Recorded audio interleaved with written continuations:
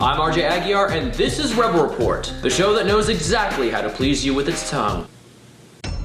So congrats to the Pats, I guess. You are now the world champions of American football, meaning you are the best in the world at a sport that only one country cares about. But still, that's cause for celebration, right? Just don't do what people normally do to celebrate and go to Disney World. Not unless you've had all your shots. We say this, and yet we're taping this episode from Playlist Live in Orlando. So yeah, do as we say, not as we do. Anyways, the reason we're going overboard on the hand sanitizer this weekend is measles, which is making a comeback in a huge and awful way, kind of like Sarah Palin. It's too big to succeed, so we can afford no retreads, or nothing will change with the same people and same policies that got us into the status quo. Another Latin word, status quo.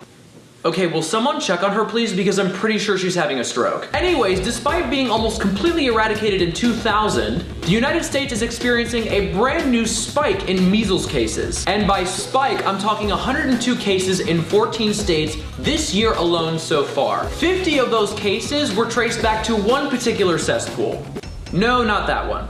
That's the one. And if you're looking for someone to pin the blame on, according to old hateful Rush Limbaugh, you have no one to blame but brown people. He says they were never examined before they got here. They were never examined after they got here, or quarantined if they have a disease. They were just sent out into the country. Many of them had measles. Excuse me, Rush? Hi. Could I maybe get a source on that? Or like a case study? Or like a personal anecdote where you personally saw someone with measles cross the border? No? Okay, well let's see if Mr. Gifted Hands himself, Ben Carson, can bring it home. He blames the outbreak on introduction into our society of people who perhaps haven't been well screened. At least he's a little bit more subtle about it. But I mean, homeboy is a brain surgeon, so he has to know what he's talking about, right? But I guess his med school never taught him how to cite a damn source. So allow me to step in and cite one. The World Health Organization. And according to them, the US has a vaccination rate of 92%, which doesn't sound that bad, until you compare it to Guatemala, which has 93%. Mexico is sitting really pretty at 95%. And Honduras absolutely puts us to shame at 98%. Now let's cite another source, the CDC, aka the people whose job it is to make sure that we don't all die from disease. They have found outbreaks clustering in Northern California, Michigan, Colorado, and Vermont. So yeah, if you start connecting the geographic dots, you'll realize that whitey is actually to blame here. And it's because white, affluent, and college-educated people are flat out refusing to vaccinate their kids for philosophical reasons. It's one thing if you want to roll the dice on your own health, but when you're gambling with your kid's health, you better have all the facts. So let me hit you with a few. The measles virus can survive for up to 2 hours outside of a host, be it on a surface or in the air. You can carry the virus and be contagious for up to 4 days before you show any symptoms. And if your kid does catch the virus, know that measles is actually the leading cause of childhood blindness worldwide. Mommy, why can't I see anymore? Well, it's because mommy thought she knew better than your doctor, despite the fact that she's never been to medical school.